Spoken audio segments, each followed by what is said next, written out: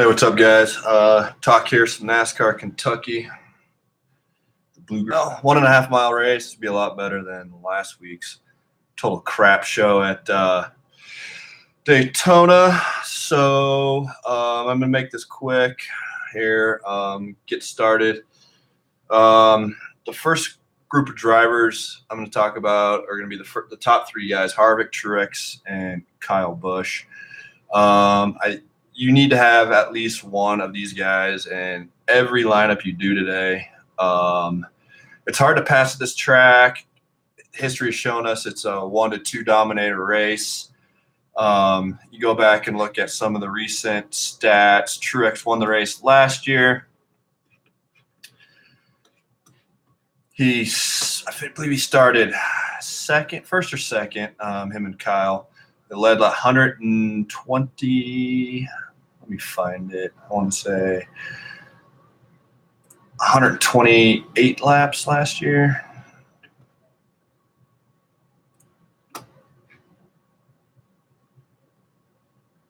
$152 laps last year. Kyle led 112. So those were your two dominators last year. Larson started 40th, finished second. So he was the place differential guy last year. We have that this year too, with Hamlin starting 36, did not make tech. So I think he's going to be a lock in minimum 60% of lineups. I'm guessing his ownership will be around 70%. So Harvick, Truex, Kyle, those three. There's a way to fit two in lineups. I would recommend doing it. I think Truex will most likely dominate the beginning half of this race, for stage one at least. His pit crew's had a little issues here and there this year, which have lost him some track position. He has an average finish of 5.5 last two, Kyle 8.5, and Harvick 9, and they've all started in the top 5 average. So there's that. Truex last two races averaged 99 laps led, 76.5 fastest laps. So he's averaging 100.75 DK points the last two Kentucky races. Kyle Busch second, 63.5. Harvick fourth, 58.5, and Larson third, at 59.5. Those are your top 4. Next group we'll talk about is Larson, Keselowski, Boyer, Hamlin, Logano, and JJ. We'll throw JJ in there too. A lot of place differential in this group. Larson at 18. Hamlin at 36. We already talked a little bit about him. I believe you need to play Hamlin if you're playing one lineup. If you're playing multiples, I would as well. JJ, he's my guy, but I just don't think you can. I don't know if I could play him this week. You start 27th, a lot of upside, but for whatever reason, it just tells me his slow ass is going to get a lap down by the end of stage 1. He's a great play if he can stay on the lead lap and if they found some speed. I don't know if they just missed on something in qualifying. He never qualifies well. But there's that. Let's look at him the last two races. He's averaging negative 19 DK points, and my guess is that's because of a wreck. Let's look here. Last year, he started 8th, finished 39th. Laps completed. So you got involved in a wreck in lap 87 last year. So him and Brad both wrecked out last year, 87, and Brad ran a couple more laps at 89. Brad has a strong history here. He's got 3 wins at this track. So I really like Brad Keselowski as well. Starting 4th, I don't see him leading a lot of laps, being around Truex, Harvick, and Kyle right there with him. So take that for what it's worth. Great history here. He's led laps in all but 1 or 2 races at Kentucky, and he's led minimum 60. And if there's anyone that's going to do anything different, fuel strategy, tire strategy, it'll be Paul Wolf and Brad Keselowski. So I think he's firmly in play. Boyer, he's been fast. Now that he's at Stuart Haas, and they got a year under their belt. He's fast. I like Boyer. He could be kind of a pivot off of Brad. I don't see him leading a lot of laps. Logano, place differential play. Penske, they've been good here. Blaney was fast all weekend. Logano has done decent here in past. Let me pull up something real quick as we talk about the next group of drivers. Almirola, Elliott, Blaney, Eric Jones, Kurt Busch, and we'll group those together. Almirola, again, fast all year. Haas has had the best cars all year. So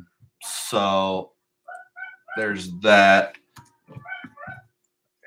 I'm not going to go too heavy on Almirola. I just don't see the upside. I think there's better plays in this price range. I mean, you pay up for Logano, pay up for Johnson.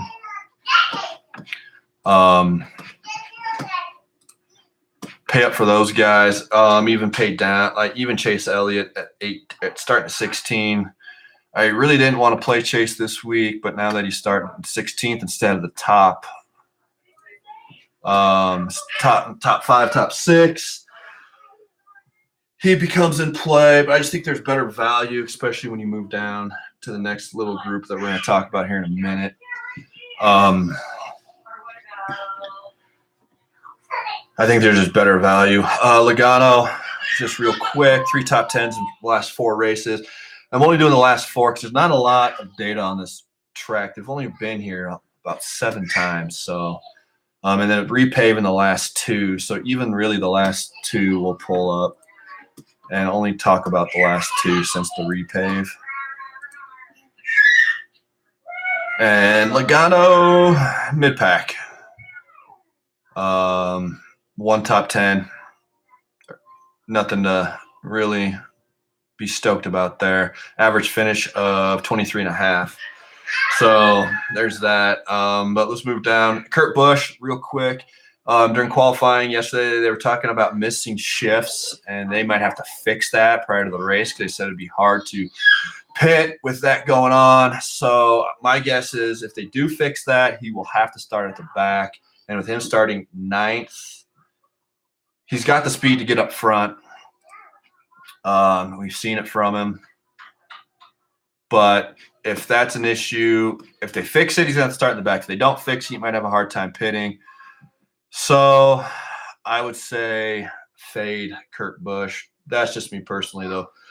All right, next group of drivers, McMurray, Suarez, Bowman, Newman, Menard, and Austin Dillon. McMurray, great history here. Last 2 races, he's had top 10 in both. Average finish is 7. He's actually had the 4th most points here, racing points the last 2 races. DK points-wise, 41.5, which is 2 for 6th. Start 22nd, great place differential play. I think he is a great play this weekend. Showed some speed. And did we miss Eric Jones? Oh, we did miss Eric Jones. Eric Jones. Okay, sorry. Let's go back real quick. Eric Jones, great history here. He's had some history here in the Xfinity Series. He's averaging 48.5 DK points and average finish is 6. Sorry, the baby wants to get on video. She wants to be famous, apparently. Last year, Eric Jones finished in the top 10. He's only the 1 race.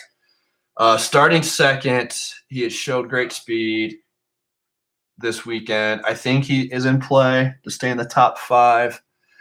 I don't see him leading a lot of laps with Truex, Kyle, Harvick, and Keselowski right there with them. Personally, I'm going to fade Eric Jones, maybe have him in a couple lineups, but I just don't see the value there, especially you can play Blaney, who is fastest in practice, for 200 more, go down to McMurray, get the place differential, and that. Newman is a fade for me. He's starting 10th.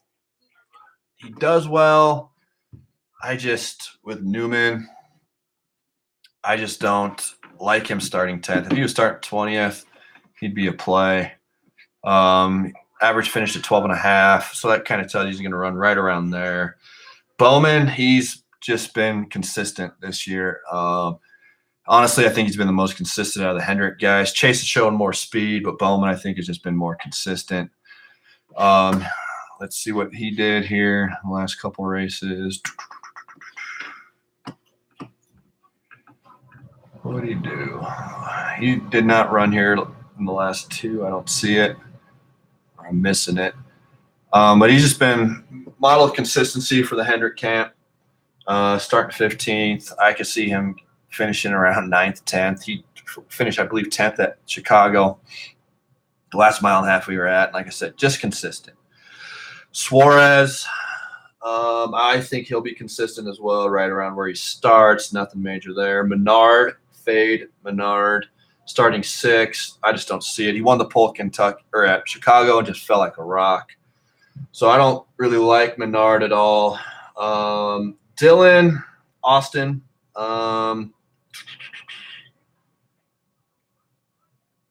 Man, he's tough. Showed some speed. Average finish here in the last two races, 17.5. No top 10s. If he were starting further back, I could see it, but starting 13th, again, I just think there's more value around the guys that he's priced with.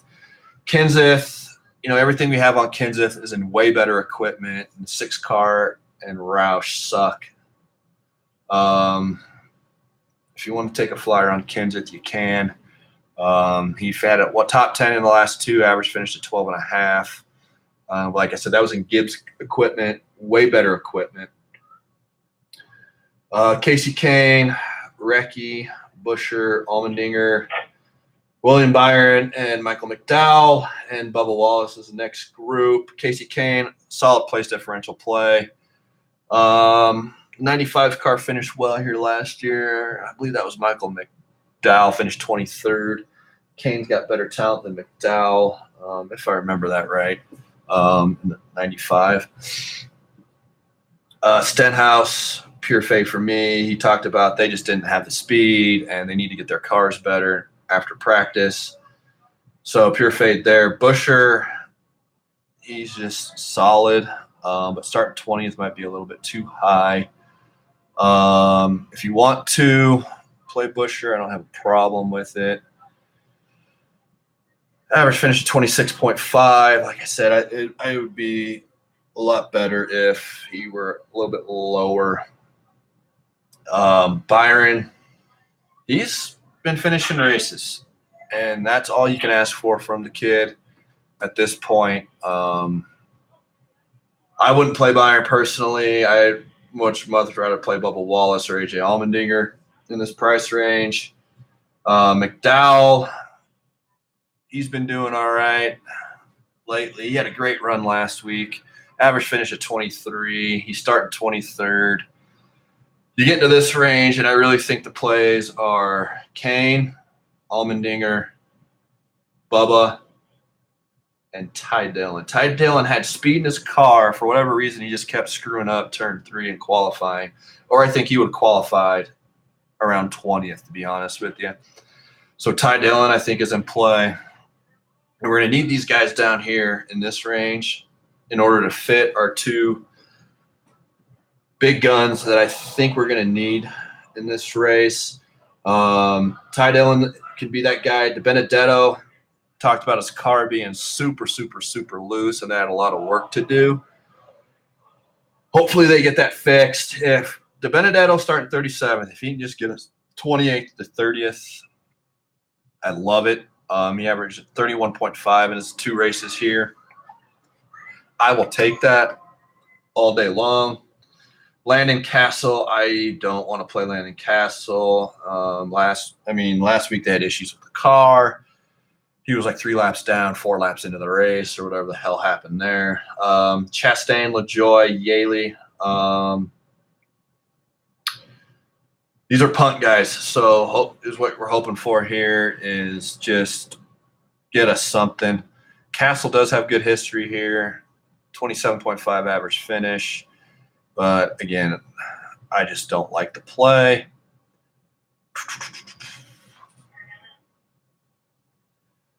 Chastain, he's just been consistent all year long. So we have that going for us. They don't have sponsorship, though, so that kind of worries me a little bit. Not having the sponsorship, he may just ride around the back and go multiple laps down, but we shall see. LaJoy, Yaley, these guys, Little. I see Little finishing all the laps. It's a family-owned team. They ran a lot of laps in practice, and I just don't see you going out there running a lot of laps in practice and then not trying to finish the race at least. He's running trucks. The bottom three guys, McLeod, Smithley, Hill, I will have 0 of. Yaley's a guy that you can plug and play to try and get the 2 DOMs. End of the day, it's going to come down to the big 3.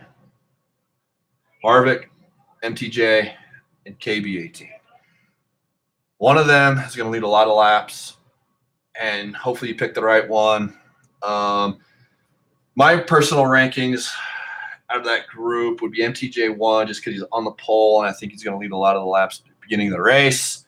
And then the other 2 are just tied. Kyle, I would give a slight edge over to Harvick because he's got a little bit better history here over the last couple races. Harvick does have 2 top 10s. Kyle has top 10 and a top 5, and MTJ 2 top 10s, 1 top 5 in the win last year.